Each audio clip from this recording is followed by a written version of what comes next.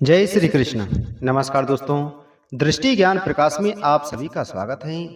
दोस्तों, कन्या राशि वालों के लिए अधिक मास का यह समय जीवन में नए शुभ संकेत लेकर आया है।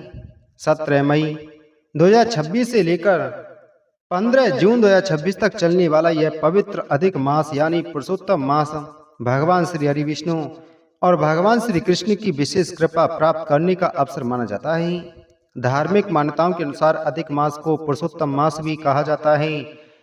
यह इसलिए क्योंकि जब सभी देवों ने अधिक मास को यानी इसे पहले मल मास कहा जाता था, सभी देवों ने इसे त्याग दिया और इसका अनादर किया, तब यह रोते हुए भगवान विष्णु के पास गया और भगवान विष्णु इसे लेकर के भगवान श्री कृष्ण जी के पास गए। तब भगवान श्री कृष्ण जी ने इसे अपना नाम यानी भगवान श्री कृष्ण को पुरुषोत्तम नाम से भी कहा जाता है, तो उन्होंने अपना नाम अधिक मास को दिया, तभी से इसे पुरुषोत्तम मास कहा जाने लगा। दोस्तों, आज की वीडियो में हम विस्तार से बात करेंगे कन्या राशि वाले जातक और जातकाओं के जीवन में अधिक मास के दौरान बनने वाले उन शुभ संयोगों की जो उनके वैवाहिक जीवन, प्रेम संबंधों और भाग्य में बड़ा परिवर्तन ला सकते हैं।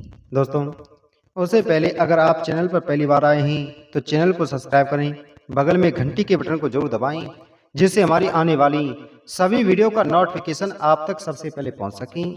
दोस्तों, ज्योतिष शास्त्र के अनुसार इस बार का अधिक मास यानी पुरुषोत्तम मास अत्यंत विशेष माना जा रहा है, क्योंकि इसी अवधि में देव गुरु बृहस्पति भी अपनी राशि परिवर्तन करने जा रहे हैं।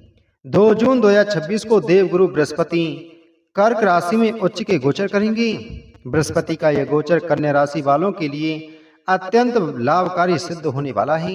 गुरु की शुभ दृष्टि आपके सप्तम भाव अर्थात विवाह और जीवन साथी के भाव पर पड़ रही है, साथ ही नवम भाव पर भी उनकी कृपा दृष्टि पड़ रही है, जिससे भाग्य का सहयोग बढ़ेगा और रुके हुए कार्यों में सफलता मिलने लगेगी। इसके साथ ही मंगल ग्रह का प्रभाव भी आपके जीवन में ऊर्जा और साहस लेकर आएगा। सूर्य और बुध के मिलन से बनने वाला बुधादित्य राजयोग आपके व्यक्तित्व में तेज और आकर्षण को बढ़ाने वाला है। लोग आपकी बातों से प्रभावित होंगे और समाज में आपका सम्मान भी बढ़ने वाला है। कन्या राशि वाले भले ही अधिक मास में विवाह के शुभ मुहूर्त नहीं होते, लेकिन यह समय रिश्तों की शुरुआत के लिए अत्यंत अनुकूल रहने वाला है। जो युवक युवतियां अभी तक अविवाहित हैं, उनके लिए अचानक अच्छे रिश्तों की बातचीत शुरू होगी। किसी रिश्तेदार, मित्र, परिचित या दूर के संबंध से विवाह प्रस्ताव आने के योग बनते हुए दिखाई दे रहे हैं। जो लोग लंबे समय से अपनी मनपसंद जीवन साथी की तलाश कर रहे थे, उनकी खोज अब समाप्त होती हुई दिखाई दे रही है। आपके जीवन में ऐसा व्यक्ति आने वाला है जो न केवल शिक्षित और समझदार होगा, बल्कि धार्मिक और आध्यात्मिक विचारों वाला भी हो सकता है। वह परिवार और संस्कारों का सम्मान करने वाला भी होगा। साथ ही आपके होने वाले ससुराल पक्ष का वातावरण भी काफी अच्छा और प्रतिष्ठित रहेगा। वहाँ शिक्षा, ज्ञान और संस्कारों को विशेष महत्व दिया जाएगा। आर्थिक रूप से भी वह परिवार मजबूत और संपन्न रहने वाला है।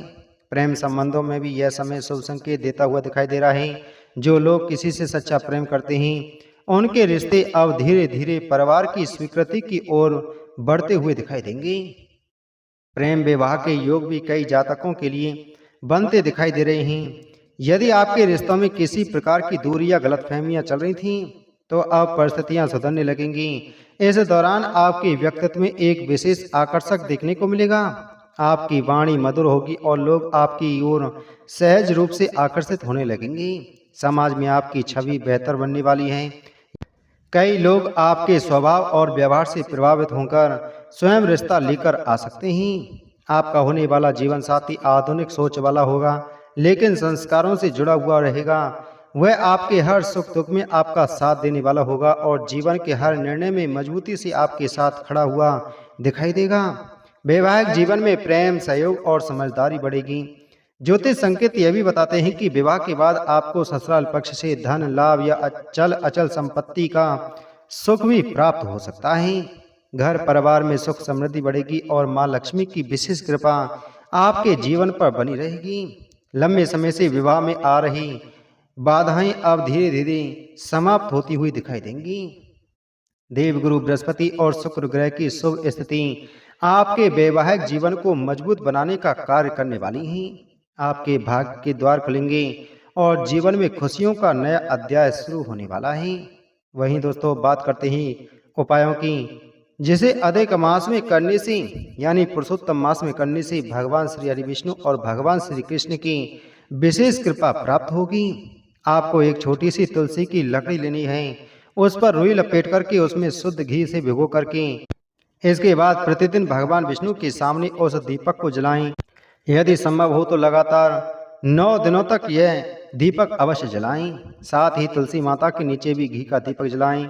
मानता है कि इस उपाय को श्रद्धा और विश्वास के साथ करने से विवाह में आने वाली बाधाएं दूर हो जाती हैं, मनोकामना पूर्ण होती है और भगवान विष्णु तथा माँ लक्ष्मी की विशेष कृपा प्राप्त होती है। तो दोस्तों अधिक मास यह समय पावन कन्या राशि वालों के लिए नई उम्मीदें, नए रिश्ते और नई खुशियां लेकर आया है। इसलिए सकारात्मक सोच रखें, भगवान पर विश्वास रखें और अपने कर्मों को श्रेष्ठ बनाएं।